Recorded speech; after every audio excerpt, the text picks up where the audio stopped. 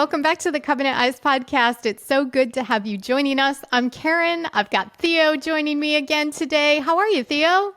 Karen, I'm doing great. I'm very excited for this episode, and as always, it's an honor to be hosting alongside you. How are you today, Karen? I'm doing awesome. I'm excited about today's guest. Actually, he was on, I think, our old Pastors Roundtable many, many years ago, and it's been far too long. So we're really excited to have Jim joining us for a conversation, and let's go ahead and just get started. Jim, welcome to the podcast. Karen, Theo, what a blessing and an honor to be with you guys. Thank you so much.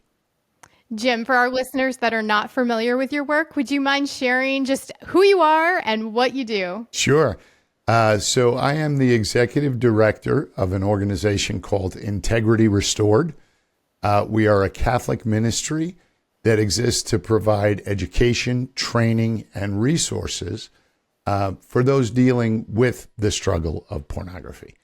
And we do that in kind of what I think is a very unique way. We base everything we do on what we call the three pillars. And those three pillars are, the first is science, so strong counseling, therapy, coaching, a scientific understanding of what's happening to us when we view pornography, psychologically, emotionally, neurobiologically, what's going on in our brains and our bodies. The second pillar is the spiritual pillar. And so we recommend an increase in the spiritual life, frequent reception of the sacraments, and spiritual direction. And the third pillar is the relationships and accountability. And this is why we love Covenant Eyes so much, because it helps us recover in community. We can't do this alone. Porn is an isolating habit, and the way to break free of that is not sobriety, though that's important. It's actually connection. That is what's going to make us healthy. Well, fantastic. And it seems like a good place to plug your Three Pillars to Purity course you got going on, but we can talk a little bit about that later. I think what I want to ask is, when did you first become aware of just how pervasive this problem of pornography is, and how did you get into this work? So, grew up in New York City. My parents were separated when I was 2 years old. I would see my dad once a year for 2 or 3 days. And that was it. So growing up, it's interesting. I didn't really know what it meant to be a man. So I took my definition of what it meant to be a man from a couple places. Movies, obviously, sports celebrities, rock stars. And most interestingly, growing up in New York City, some of your listeners will know this expression, the wise guys in the neighborhood, the tough guys in the neighborhood. So what did it mean to me to be a man? Well, it meant three things. Number one, I could drink more beer than the next guy. Number two, I could fight better than the next guy. And number three, I could be with more women than the next guy. And so that's kind of, my high school, college, my formative years were based on that kind of understanding of masculinity, what it meant to be a man. And I was working this is where God's got this incredible sense of humor, guys. I'm working in nightclubs in New York City. And I'm working in this one particular nightclub. And Friday nights are not a great night for us. And it should be a big night. And I'm talking to the owner one time, and I said, hey, boss, I've got an idea. Why don't we do a male review on Friday nights? We let the women come in free from 8 to 10. We do this male review, these male dancers. And then at 10 o'clock, 10:30, we let the men come in, but we charge them double. And the men are going to show up because now you got a packed club of women who are all fired up. And he was like, Jimmy, you're a marketing genius. That's a great idea. Where am I going to find these guys who want to dance? I volunteered. So I spent from 18 years old to 21 years old, working Friday nights as a male dancer. And thought I had it made, right? I mean, for my definition of what it meant to be a man, I was killing it. I was getting free booze at the club after I was done dancing. I was meeting all kinds of women, particularly a lot of older women who were kind of wild. And I'll leave that up to your listeners. We don't have to get too graphic, but it was a crazy, wild, hedonistic experience. And my 21st birthday present, guys, was, honey, I'm pregnant. And I called my dad, even though we weren't close. And he said to me, how much? That didn't sit right with me. He goes, no, you know she can get this taken care of. Just tell me how much it is. I'll send you the money. Don't know why. I mean, yes, I went to Catholic grammar school, Catholic high school, even St. John's University, Catholic college, where I lost my faith. That's a whole other show we can do. But it didn't sit right with me. So I called up a close family friend. We called him Uncle. I called him up and he said the same thing to me. And it just didn't sit right. And thank God, these are the things I call little miracles in our lives that we don't know about at the time. I listened to that tiny little voice where it just wasn't right. Because my daughter, Jessica, is 37 years old now. Kim and I will be married in September, 38 years. I have another son, Jimmy, who just graduated with his master's in public health. I am so blessed because of this woman that I married and chose to bring these two beautiful lives into this world. And what a gift.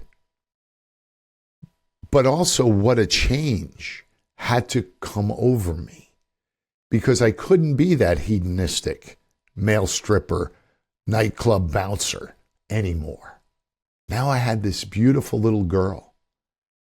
And the first time I held her, I said, wow, this is something's different. And something about me has to change. And so that was the beginning. And of course, my wife said, you're not doing that anymore. That's done. You know, that was crazy enough when we were just dating. But now, So I got into martial arts. I've been teaching martial arts now for over 30 years. And that is kind of how I filled that time. I worked my way up the corporate ladder. I was very successful in sales and marketing in 3 different industries: consumer products, defense, and homeland security. And I traveled a lot.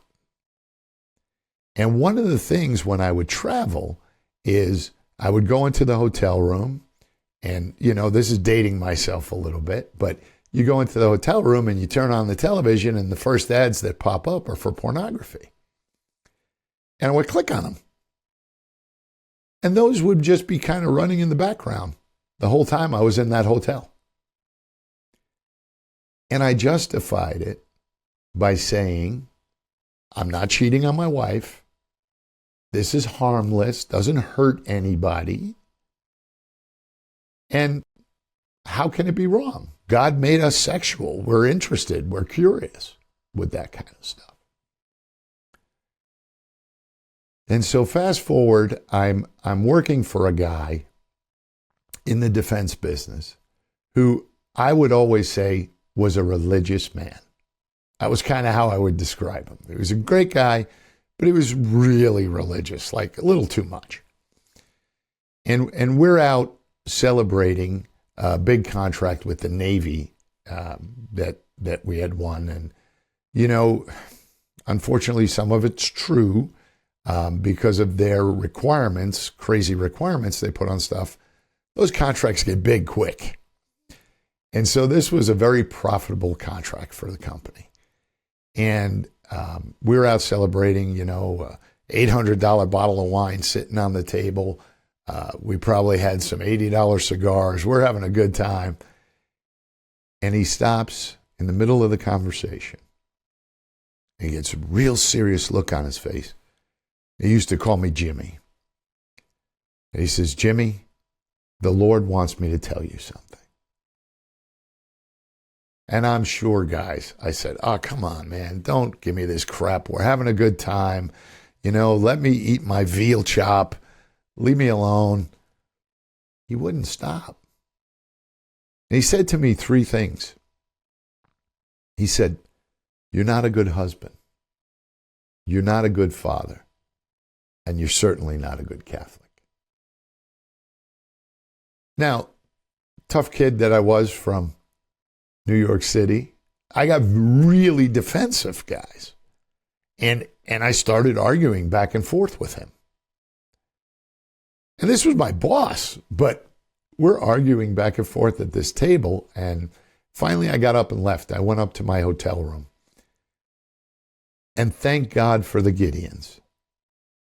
Because for the first time since high school, I opened that drawer, I pulled out that Bible, and I did that whole stupid thing. Okay, God, you want to talk to me? And I slammed my finger down, and I started in Romans, and I started reading.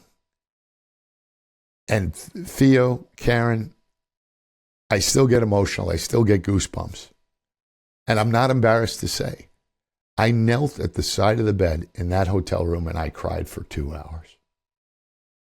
Something happened to me. I had an experience, a Holy Spirit experience. And I came home and I was on fire. And I'm laying in bed with my wife, and she's from New York City too. And we're laying there, I think it was a Thursday night. The ceiling fan is spinning around, and we're just laying there, and I'm on fire, right? I got to get all this out. And I'm telling her, everything's got to change, and we got to go to church, and I got to go back to confession, and blah, blah, blah, blah, and the kids have to get active, and we have to get married in the church because we had been married on the steps of City Hall. And I'm just ranting all this stuff. And she's so funny. She doesn't move. She's looking up at the ceiling fan. She gives me this side eye, and she says, are you on drugs? Because who is this guy? He left one way and he came home another way. But that was our journey back to the faith. And we did it together.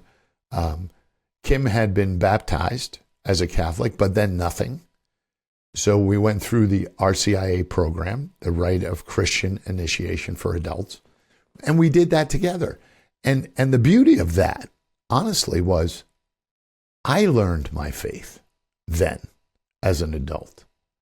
Because I think for so many of us cradle Catholics, we memorize the prayers, we learn the stuff we're supposed to learn as a child, but we don't really know the depths or the richness of the faith unless you learn it as an adult. And we don't know what it means to truly have an experience with Jesus, a relationship, unless we have an experience like I had with my boss, with Bernie. That was him being Jesus at that moment. He didn't care the risk working for a defense contractor, proselytizing me. He was risking a lot. And I remember I asked him later, why? And he said, Jimmy, your soul matters more. If only, Karen, Theo, if only we looked at the people in our lives like their soul matters more. What a world this would be. So 10 years ago, I was on the board of this thing called Integrity Restored, and they asked me to come on and run it full time. And so just think of that story I just told you. Here's a guy who was off the rails, right? A sexual narcissist. It was all about me, what was for my enjoyment. And now Jesus has put me in this place where I have the blessing of running this ministry to help people break free from that darkness. I get it. I know it's tough. I know it's not easy, but I also know it's possible. So what an incredible journey for me personally. That is an amazing journey. And just, I'm so grateful for your vulnerability in sharing your story, because I think it's so important that people hear the backstory. Like so many of us that work in this space, you know, we have a story, and that's why we're so passionate. And I love that leader that you had took the time to confront you in your sin because he cared about your soul. Amen. And if we all every day looked at the people in our lives and cared more about their soul than, you know, proper protocol, or this might not be good for business or whatever. Gosh, what a great world we'd be in, right? Oh, it would be incredible. And yeah. And honestly, that's how we're called to love each other. Yeah. Love your neighbor as yourself. Well, if we truly did that, we would say to our brother, to our sister, hey, this is not cool.